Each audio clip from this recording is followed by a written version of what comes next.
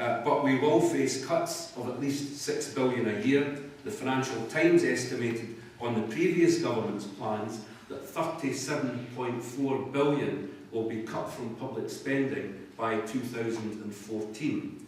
And if the deficit is to be halved as promised. Now that's £37.4 billion in the expected lifetime of this coalition government. Put it in perspective, it's 25% of the whole National Health Service budget, it's half the cost of the state pension, it's 10 times the NHS dentist bill, and it's 3/4 of the defence budget itself. And remember, the pressure on public sector cuts is likely to hit hardest on women, often low paid, and as workers and family users of these services. Now, in recent years, a series of key events and issues have sorely tested the electorate's views of politics and politicians and lessened their engagement with the political process.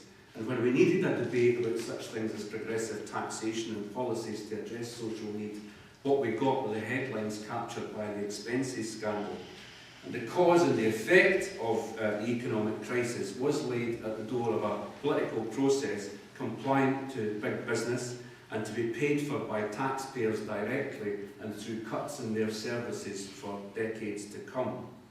And the illegal and objectively uncertain wars criticised by people and the military have left Parliament, at Westminster certainly, a poodle and second to American interest and to the demands of the military-industrial complex.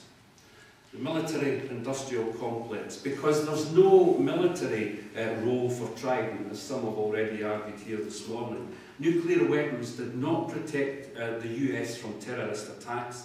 They have no purpose in the conventional wars in which Britain is currently engaged, and indeed the military themselves will argue that the cost has been inadequately equipped ground troops. So keeping Trident is based upon the principle of not being soft on defence in a quotes uncertain world.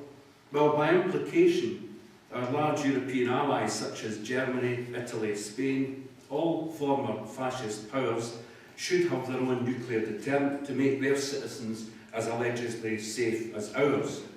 So should non-European powers that can afford it, such as Japan, India, and with US financial aid, Israel.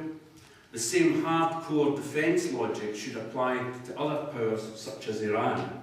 Or is an Asian Cold War already building India and China, the tiger and the dragon? And in an uncertain world where allies are tomorrow's opponents, how does proliferation make the world a safer place? And as we watched last weekend, a brigade of Welsh Guards march across Red Square on VE Day, one has to ask, what's the beef? And previous government white paper stated that the investment required for Trident replacement will not come at the expense of conventional capabilities of armed forces and will be allocated as part of a comprehensive spending review. Now that indicates that the cost of Trident replacement will either be at the expense of other public expenditure or through increased taxation. That may have changed in the need for a review in the current economic crisis. And we know that now that there will be a strategic security and defence review alongside a spending review, but that Trident will probably be renewed. Or I was going to ask Robert that, he's had the opportunity, but he still hasn't really explained to us what the perspective of the UK government is on this. The trade unionists and others may be concerned at the threat to jobs of cutting Trident, but work done by the STUC and Scottish CND provides an assessment of the economic and employment consequences. Of the total direct and indirect civilian employment dependent upon Trident across the UK, somewhere in the region of 9.1% is based in Scotland. Few Scottish manufacturing jobs are likely to be jeopardised by a decision not to build a new Trident submarine, at most about 150. We would argue that redeployment, arms conversion and investment in productive economy provides opportunities, and that workers should be financially supported during this process as part of a just transition programme. Now, both the Scottish Government and the previous British Government were committed to ambitious targets for carbon emission reduction, There's already a credible plan on the table. It's called a New Green Deal. Invest now and we can kickstart the transformation of energy supply while creating thousands of jobs and restoring a skills base. Now, this meeting takes place at a time of global economic and environmental crisis and of renewed warnings that energy prices will soar in coming years. And as countries struggle to recover from the credit crunch, an oil crunch is predicted soon. Trillions of public money is being used to shore up a business as usual approach.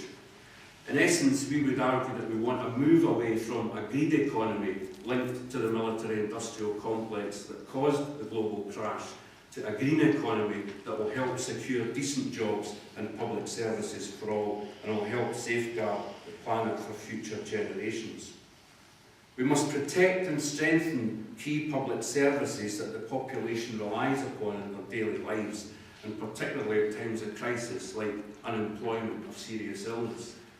We take such services for granted sometimes in this country, yet we know that in many countries there's no easy access to even clear drinking water, let alone free education and comprehensive free health care.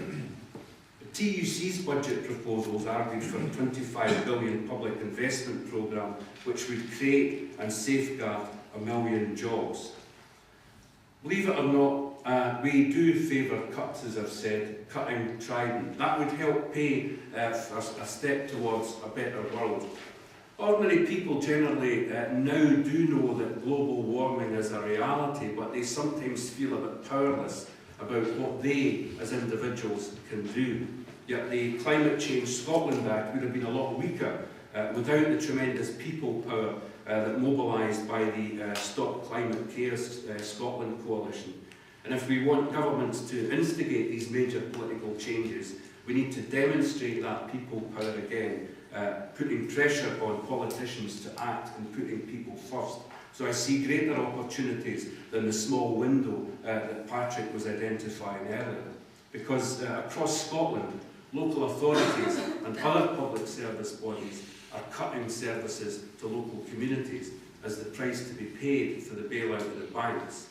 And replacing Trident will waste billions of pounds of taxpayers' money that could be better spent on jobs, pensions, education, health, and to improve the lives of the people of Scotland and the UK without threatening the lives of others. Trident jobs could be replaced with a new Green Deal of alternative energy supply, and that's why the trade union movement would be saying, cut Trident, not cut jobs. Thanks very much.